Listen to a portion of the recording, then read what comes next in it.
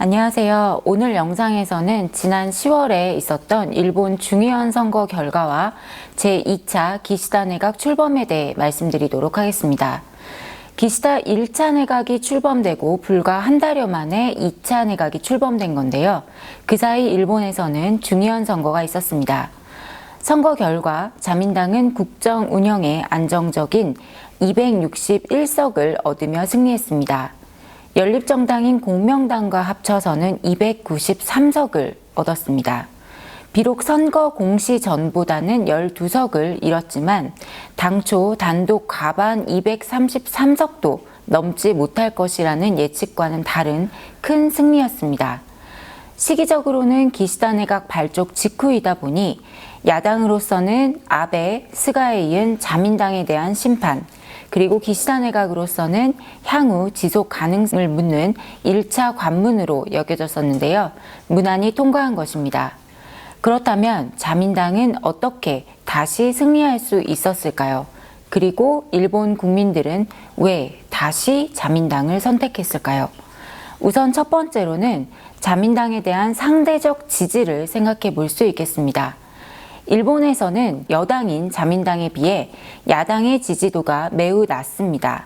제1야당인 입헌민주당의 지지율이 10%도 채 되지 않습니다.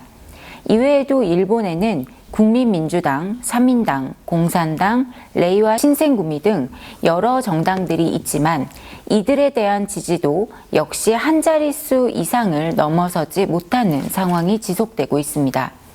이번 총선에서도 이와 같은 상황은 다르지 않았는데 이는 야당에 대한 기대가 높지 않고 자민당을 대신할 대체 세력으로 여겨지지 않는다는 데 그 원인이 있습니다.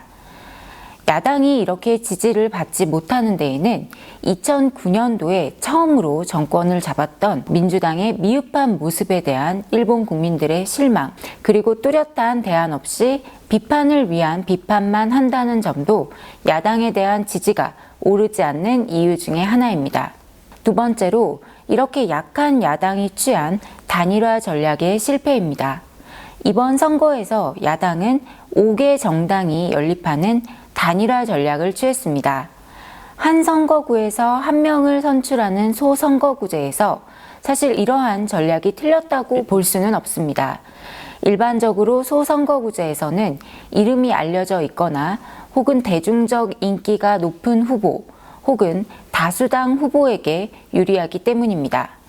실제로 야당이 단일화 후보를 낸 곳에서는 28%의 승률을 보였고 단일화 후보를 내지 않았던 곳에서는 6%에 불과한 승률을 올려서 이와 같은 전략이 틀렸다고 보기는 어렵습니다.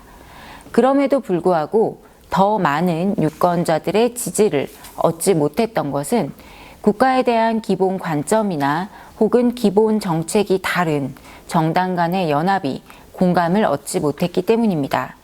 특히 자위대의 위헌, 미일 안보조약 폐기 등을 주장하는 공산당과의 연합은 공감을 얻기 어려웠고 제1야당인 입헌민주당의 최대 지원 조직인 렌고, 일본 노동조합 총연합회조차도 비판했습니다.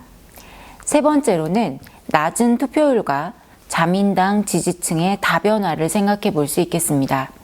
이번 중의원 선거의 투표율은 55.93%로 지난 2017년 중의원 선거의 투표율보다는 다소 상승하였지만 2014년, 2017년에 이은 전후 세 번째로 낮은 수치였습니다.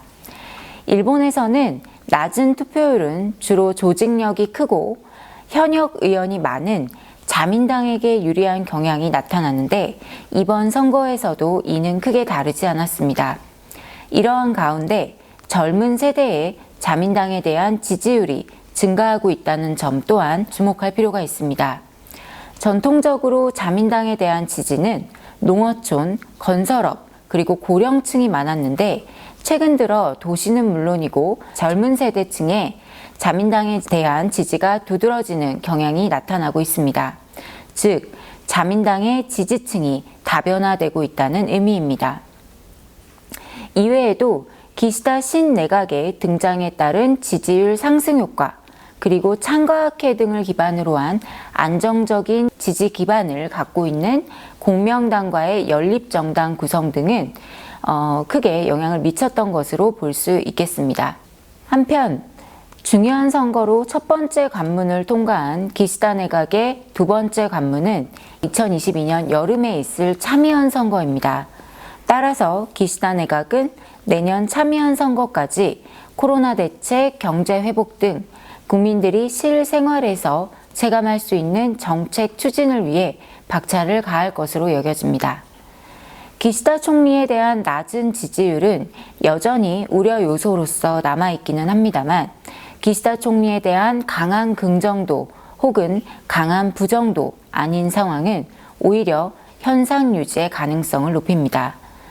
즉, 기시다 내각에 대한 국민적인 지지는 높지는 않지만 자민당에 대한 고정 지지율을 기반으로 안정된 정권이 지속될 가능성이 높습니다. 다시 말해서 밋밋한 지지율 속에서도 기시다 내각이 지속되고 장기 집권할 가능성이 높아진다는 것을 의미합니다. 그렇다면 기시다 내각에서의 한일 관계는 어떻게 될까요?